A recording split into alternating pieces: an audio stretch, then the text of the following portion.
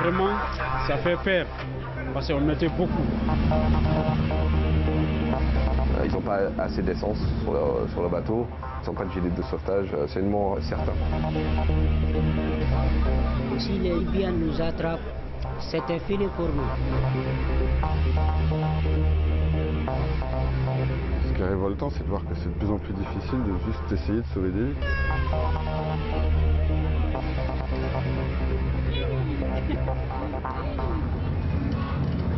On l'appelle la route de la Méditerranée. Un trajet emprunté depuis 2 ans par plus de 500 000 migrants, de la Libye ou la Tunisie vers l'Italie. Cette route est en fait un parcours à obstacles, souvent mortel. Depuis 2016, plus de 8600 personnes se sont noyées en Méditerranée en tentant la traversée. Un chiffre sans doute bien en deçà de la réalité. Aidez les autres! Affrété par SOS Méditerranée et Médecins sans frontières, le navire de sauvetage Aquarius a déjà permis de secourir en 2 ans plus de 28 000 personnes.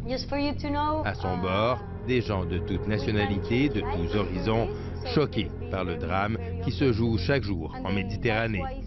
Tanguy Loup était marin-pêcheur en Bretagne lorsqu'il a tout laissé tomber pour tenter d'empêcher l'hécatombe. En tant que marin, j'accepte pas cette situation. Il y a de la consternation, il y a de la révolte.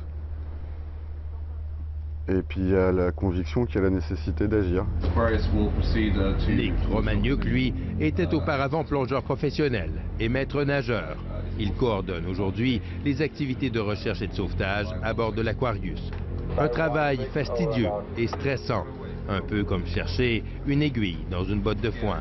Les bateaux, ils sont petits, on ne les voit pas sur radar. Des fois, il y a des avions qui passent, qui voient les bateaux.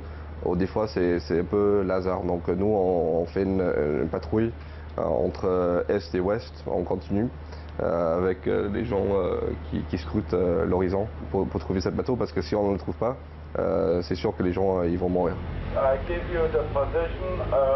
Sur la passerelle de l'Aquarius, les membres d'équipage se relaient toutes les 2 heures pour observer la mer à la recherche de bateaux en détresse. La veille radio est aussi constante. Tous les bateaux sont en détresse. La plupart des gens, ils ne savent pas nager. Les bateaux sont tellement fragiles que c'est 100% sûr qu'ils vont avoir un problème. Les contraintes sont nombreuses. L'Aquarius ne peut s'approcher à moins de 25 000 nautiques des côtes libyennes et la zone à couvrir est très large. En attendant les sauvetages, l'équipage passe son temps à s'entraîner, histoire d'être prêt. Exercice de secours en mer, premiers soins et réanimation.